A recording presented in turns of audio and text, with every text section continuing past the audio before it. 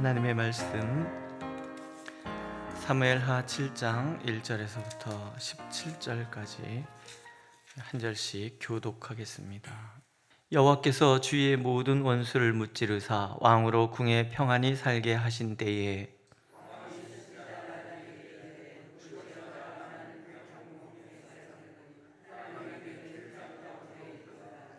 나단이 왕께 아뢰되 여호와께서 왕과 함께 계시니 마음에 있는 모든 것을 행하소서 하니라. 가서 내 종 다윗에게 말하기를 여호와께서 이와 같이 말씀하시되 네가 나를 위하여 내가 살 집을 건축하겠느냐.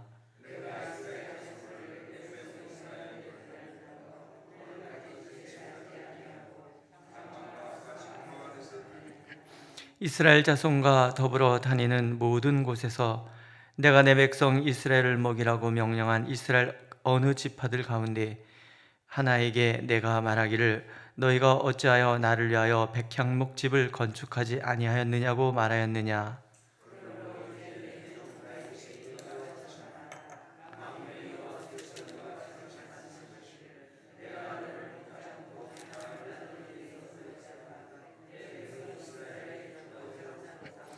네가 가는 모든 곳에서 내가 너와 함께 있어 내 모든 원수를 내 앞에서 멸하였은즉 땅에서 위대한 자들의 이름같이 내 이름을 위대하게 만들어 주리라.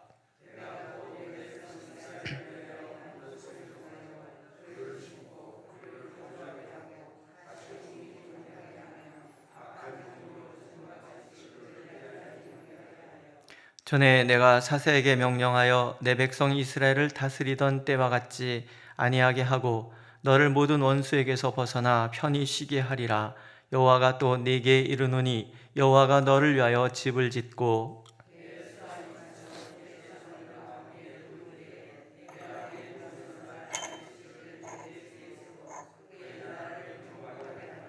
그는 내 이름을 위하여 집을 건축할 것이요 나는 그의 나라 왕위를 영원히 견고하게 하리라.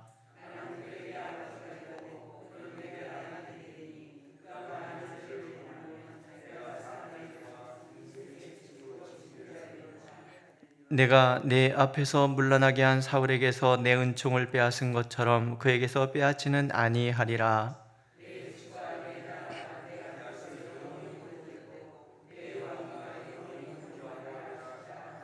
나단이 이 모든 말씀들과 이 모든 계시대로 다윗에게 말하니라. 아멘. 다윗이 사방을 정리를 하고 나서 히람왕 두로왕 히람을 통해서 다윗성에 아름다운 백향목 집을 짓습니다. 자기 왕궁을 짓고 나니까 다윗이 술수는 잘 부려도 사람이 본디 착하잖아요. 하나님을 정말 사랑하는 사람입니다. 이런 마음들은 참 중요한 마음 같아요. 하나님을 사랑하는데 정말 전심을 다해서 하나님을 사랑하는 마음을 갖고 살아가는 거. 하나님 사랑하십니까? 예, 하나님을 사랑하는 마음을 갖고 산다는 것은 굉장히 중요합니다. 제가 너무 좋은 집에 사는데 보니까 하나님의 궤가 그냥 천막, 옛날 그 광야에서 만든 천막을 또 뭐 이렇게 수리하고 그러겠죠. 그래서 그 천막 안에 궤가 있는 게 뭐네 이렇게 마음이 아픈 거예요. 하나님, 내가 하나님을 위해서 멋진 예배당을 성전을 지어드려야 되겠다 이렇게 마음을 먹지요. 나단 선지자가 들어요. 근데 나단 선지자 입장에도 얼마나 귀합니까? 목사도 그렇거든요. 성도들이 이렇게 어떤 일에서 하나님을 위해서 무엇을 한다 그러면 그게 너무 좋은 거예요. 야, 훌륭하시다. 젊은 아이들이 그런다 그러면 야, 참 귀하다. 이런 마음이 들거든요. 제가 청소년 시절 이렇게 청소년 사역을 하고 청년 사역할 때마다 특히 청소년 사역할 때 아들한테 그런 얘기를 가끔 했거든요.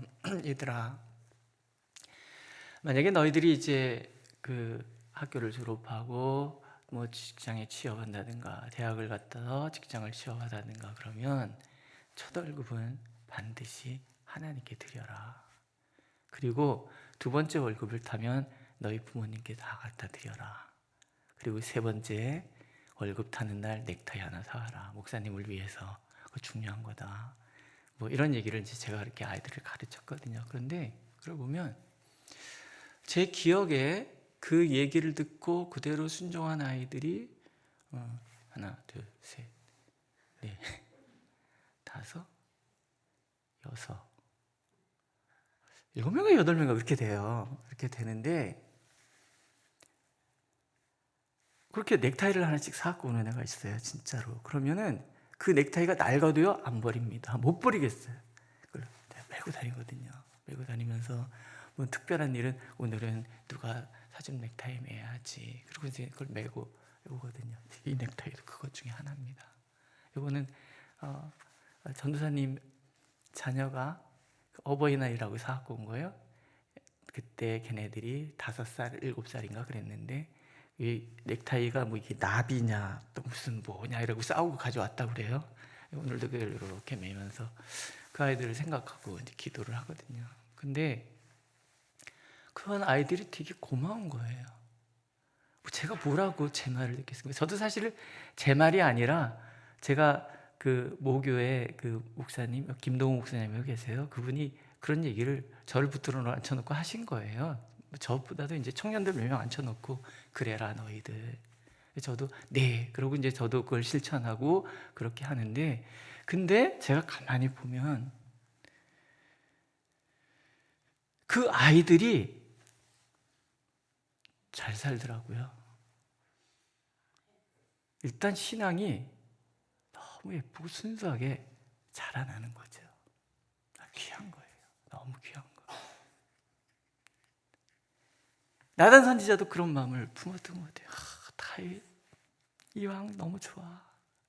왕의 마음에 품은 대로 다 행하시소서. 그러고 이제 집에 갔는데 하나님이 그 밤에 나단을 찾아오신 거죠. 나단 얘기 들어봐. 그러고서 이제 얘기를 시작을 하시는 거예요. 하나님 뭐라고 그러시냐면 내가 지금까지 그 누구에게 성전 지어달라 얘기한 적 있느냐? 없다. 다윗이 나를 위해서 집을 짓느냐? 아니다. 다윗이 나를 위해서 집을 짓는 것이 아니라 내가 다윗을 위해서 집을 짓는 거다. 그런 얘기를 들려주시죠. 이게 별말 아닌 것 같지만요, 사실은 굉장히 중요한 이야기입니다. 우리 마음에는 이런 마음이 있는 거죠. 내가 하나님을 높여드려야 되겠다. 그게 좋은 마음입니까? 나쁜 마음입니까? 좋은 마음입니다. 내가 교회를 위해서 뭔가를 해야지. 내가 목사님을 도와드려야지. 내가 하나님을 도와드려야지. 우리가 내가 하나님의 도구가 된다라는 의미를 사용할 때 아차 하면 우리가 그런 생각에 빠질 수가 있는 거예요. 내가 하나님을 위해서 무엇인가. 그래서 제일 교만한 말 중에 하나가 뭐냐면요, 하나님은 나 없으면 손해야, 이런 얘기하는 거예요. 굉장히 좋은 말인 것은 분명해요. 하나님을 사랑하기 때문에. 하지만 그 말 이면에는 내가 하나님을 어찌할 수 있다라고 생각하는 마음이 깔려 있는 거예요. 내가 하나님의 영광을 높여드리는 것이 아니고요, 하나님께서 나를 영화롭게 만들어 주시는 거예요. 순서가 바뀌면 안 되는 거예요. 잘 하려고 하지 말고 잘 믿어라라는 그런 책이 있습니다. 제가 담임 목사가 되고 나니까는 저를 사랑하시는 스승 목사님들이 여러 분 계시잖아요. 청년 때 지도해 주신 목사님 중 그 중에 한 분이 그 책을 선물을 하셨어요. 잘하려고 하지 말고 잘 믿어라. 요지는 한 가지입니다. 믿음이라는 것은 하나님께 온전히 맡기는 거라는 거죠. 주제가 그거예요.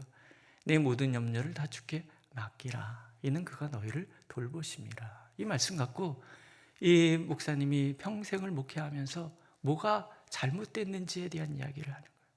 제가 어저께도 그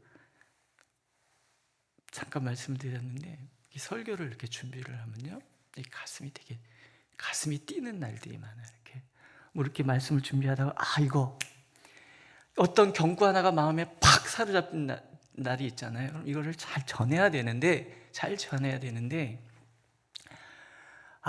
이걸 잘 전하면은 성도님들이 되게 좋아할 거다, 막 변할 거다, 막 이런 기대를 잔뜩 품고 이렇게 막 오거든요. 근데 막 이게 말이 짧으니까 정말 이 경구를 잘 만들어서 마음에 싹 와닿는 그런 말을 딱 만들어 갖고 하면은 얼마나 좋을까 싶은데 이게 말이 안 되는 거예요, 잘. 저는 설교를 준비할 때 그렇게 하거든요. 이제 초안을 만들어 놓고 해놓고서 이제 이렇게 돌아다니다가 또 펼쳐놓고 또 보면은 또 문제가 떠올라서 또 고치고, 그 다음에 또 이렇게 있다가 고치고, 그러니까 주일 토요일 날은 이제 그 설교를 다 만들어 놓고서는 여기 교회 와서 또는 집에서 설교를 해서 기도를 하거든요. 그럼 기도하다가 또 바뀌는 거예요. 자다가 일어나서 갑자기 그거 아닌데 하면은 뭐 새벽 2시고 좋고 1시고 좋고 벌떡 일어나고서는 다시 막 고쳐가지고, 그러고 이제 주일날 사실은 되게 따끈따끈한 이 온거지를 들고 올 때가 많습니다. 근데 왜 그럴까? 라고 생각해보세요. 왜 그럴까? 일종의 조바심 같은 게 아닌가 생각이 드는 거예요. 내가 어찌 해볼 수 있다고 생각하는 마음이죠. 하나님께 기도를 하다가 갑자기 그런 마음이 들었어요. 아니구나. 그래서 바꾸는 거죠. 하나님, 이제는 조금 그렇게 조바심 좀 덜 내고 살겠습니다. 제가 말을 잘하든 못하든 책임지시는 분은 하나님이신데 내가 뭐라고 사람을 바꿀 수 있사오며 제가 뭐라고 하나님의 말씀을 전할 수 있겠습니까? 그저 제 마음과 생각과 감정을 다 주관하셔서 주님이 말씀하시고 들을 때 알아서 듣도록 하나님 역사해 주십시오. 그렇지 않으십니까? 죄송해요. 정말 죄송한데 제가 나이를 조금 먹다가 보니까 제 이 마음으로는, 예를 들면 저희 아내 이름이 백하영입니다. 제 마음으로는 백하영이라고 생각하고 말을 하는데 사람들이 뭐 다른 사람 이름을 얘기를 했다는 거예요. 다른 사람을. 나는 내 마음속에 백하영이라고 마음을 먹었기 때문에 백하영이라고 말했다고 생각을 하거든요. 그런데 아니라고 얘기하면 내가 무슨 얘기야? 라고 우겼는데 요즘 가만히 생각해 보니까 둘 중에 하나라는 생각이 드는 거예요. 제가 백하영이라고 얘기했는데 알아듣는 사람이 정경화를 알아듣기도 하고, 반대로 제가 백하영이라고 마음에 먹고서는 정경화라고 말할 수도 있고. 아직 그런 경험 안 해보셨습니까? 늘 말을 잘못할 수도 있고 잘못 알아들을 수도 있다라는 생각이 드니까 그다음부터는 말하는 게 되게 자신이 없더라고요. 누가 와서 우기면, 우기는 게 아니죠. 그분은 정당하게 듣고 얘기를 한 걸 텐데 저는 우긴다고 생각을 많이 했었는데, 전에는 아니라고 얘기를 하다가 이제는 미안합니다부터 하는 거예요. 왜 이렇게 자꾸 실수를 할까요? 이런 생각이 들면서. 그렇죠.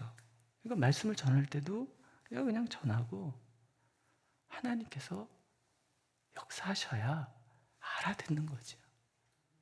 제가 경고 한마디만 얘기해도 하나님은 그 안에서 역사하셔서 참 많은 적용을 할 수 있도록 만들어 주신다면 그때는 그냥 제가 하나님의 말씀의 도구로 쓰임 받은 것 뿐이죠.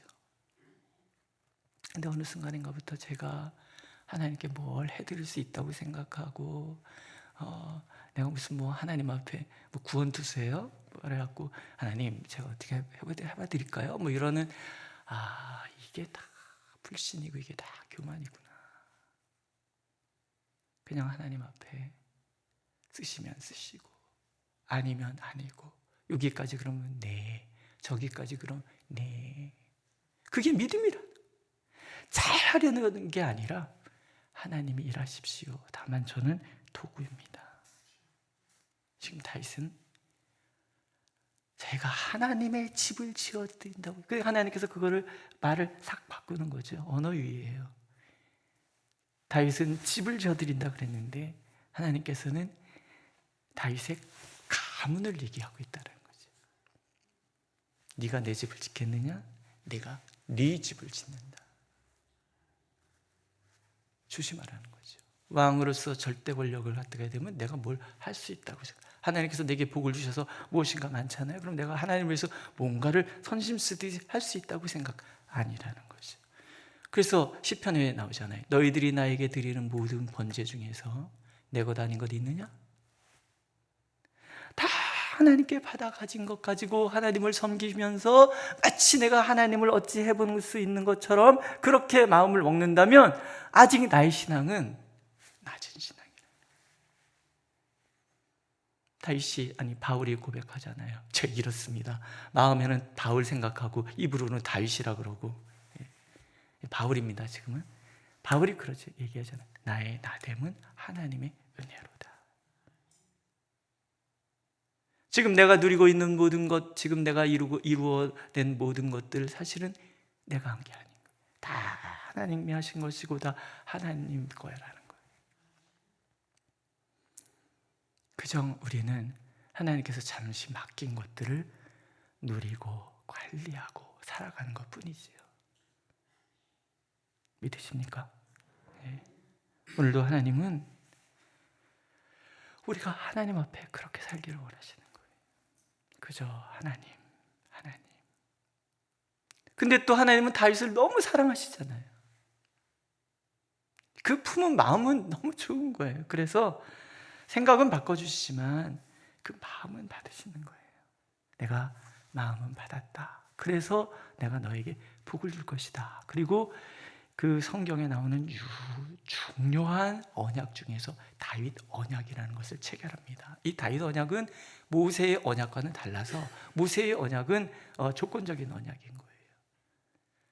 너희가 이렇게 하면 내가 이렇게 하리라 이런 건데 다윗 언약은 일방적으로 부어주시는 은혜의 언약이에요. 다윗이 한 게 없어요. 하나님이 얘기하셨잖아요. 네 것은 다 내 거다라고 얘기를 하셨단 말이죠. 그럼에도 불구하고 다윗의 그 마음을 기뻐하셔서 하나님께서 다윗을 위해서 언약을 세우시는 거예요. 내가 언약을 세울 거다. 첫 번째가 뭐냐면 다윗 개인에 대한 거예요. 이제 내 종 다윗에게 이와 같이 말하라. 내가 너를 목장 곧 양을 따르는 데서 데려다가 내 백성 이스라엘 주권자로 삼았으니 첫 번째 복, 내가 가는 모든 곳에서 내가 너와 함께 있을 것이다. 하나님이 동행하시는 거예요. 가끔 그런 생각 드시지 않습니까? 어렵고 힘든 일 겪지만 하나님이 나 버리셨나? 하나님이 나 떠나셨나? 그런 생각 우리가 가질 수 있는데 하나님께서는 다윗에게 뭐라고 하시냐면 네가 어디로 가든지 그 어디로라는 것 자체가 사실은 하나님의 뜻에 합한 곳일 수도 있고 아닐 수도 있잖아요. 다윗의 행보를 보면 다윗이 항상 하나님 편에서 바르게 살아가는 것만은 아니잖아요. 대표적인 것이 이제 우리가 읽어갈 밧세바 사건이잖아요. 하나님 앞에서 간음에다가 살인죄까지 지내고 거짓말까지 하는 아주 모렴치한 그런 짓을 한단 말이죠. 그런데 그 순간에도 다윗을 하나님은 떠나지 않으시는 거예요. 집요하게 오셔서 바꾸시잖아요. 그래서 시편 회개시 같은 데 보면은 내가 회개치 않을 때 하나님께서 내 목을 주르셔서 내 뼈를 다 마르게 하셨습니다. 그 고통, 하나님 부재에 대한 고통, 떠나신 게 아니에요. 마음에 그런 생각을 주는 거예요. 내가 너 버리면 너 살 수 있을 줄 알아? 어떻게 하나님이 버리시면 사실 수 있으시겠습니까? 못 사시죠. 저도 그렇습니다. 제일 무서운 게 하나님이 떠나실 것 같아요. 하나님은 언제든지 떠나지 않으시는 거예요. 범죄하는 순간, 잘하는 순간 언제든지 내가 너와 함께 할 것이다. 이보다 더 든든한 게 어디 있습니까? 나중에 그가 말년에 지은 시편 18편에 보면은 내가 하나님을 의지해서 전장터를 달리고 담을 뛰어넘습니다. 이런 고백을 해요. 하나님이 함께 하시는 것보다 더 큰 복은 없다는 거죠. 두 번째는 모든 대적을 멸해 주실 것이다 약속을 하십니다. 평강의 복이, 환경을 지배하고 다스리는 복, 분명한 목적지를 향하여 나갈 수 있는 복, 아무리 거센 파도가 밀려와도 그 파도를 뛰어넘어서 목적지를 향해서 나가는 그런 모습 같은 거예요. 아무리 장애가 있어도 그 장애 다 뛰어넘는, 그러니까 하나님을 위해서 답을 뛰어넘는 거예요. 마치 그 덤블링 하듯이요. 탁 뛰어가서 띵틀 탁 잡고 탁 넘어가잖아요. 항상 우리가 어떤 장애가 와도 하나님의 이름을 의지해서 그 답을 다 뛰어넘도록 하나님이 만들어주시는 거예요. 모든 대적을 멸해주시는 거예요. 마지막으로 내 이름을 위대하게 만들어주실 거다. 다윗이라는 이름은 벌써 몇 천 년이 지났습니까? 약 3,000년 가까이 지난 세월인데도 우리가 다윗 이름을 기억해요. 영어 이름 중에서 데이빗이라는 이름을 가진 사람들이 얼마나 많습니까? 다윗. 세상에 그 어떤 이름보다 위대한 이름, 다윗. 믿으십니까? 우리가 하나님 앞에 하나님을 사랑하는 마음을 고백한다면 하나님께서는 이렇게 우리를 축복하시겠다고 약속하고 계십니다. 오늘 내 모든 삶의 결과는 하나님의 은혜일 뿐입니다. 우리가 하나님을 어찌할 수 있는 게 아닌 거죠. 다만 하나님을 사랑하는 마음을 품는다면 오늘도 하나님은 여전히 함께 하시고 모든 장애를 뛰어넘게 만들어 주시고 우리의 이름을 위대하게 만들어 주시겠다고 약속하고 계십니다. 다음 이야기는 내일 하겠습니다. 기도하겠습니다. 오셔서 우리의 삶을 인도하여 주옵소서. 때로 우리는 제가 하나님을 어찌할 수 있다라고 생각할 때가 얼마나 많습니까? 그러나 우리가 하나님을 위하여 무엇을 하는 것이 아니라 하나님께서 우리에게 사랑을 베푸시고 은혜를 더하시는 줄 우리가 이제 믿습니다. 그저 주님 앞에 겸손하고 주님을 더욱 사랑하고 주님 앞에 온전히 살아가는 우리가 되도록 인도하여 주옵소서. 예수님의 이름으로 기도드렸습니다. 아멘. 하늘에 계신 우리 아버지의 이름을 거룩하게 하시며 아버지의 나라가 오게 하시며 아버지의 뜻이 하늘에서와 같이 땅에서도 이루어지게 하소서.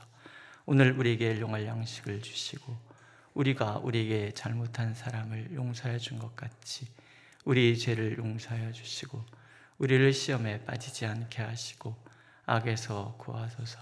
나라와 권능과 영광이 영원히 아버지의 것입니다. 아멘.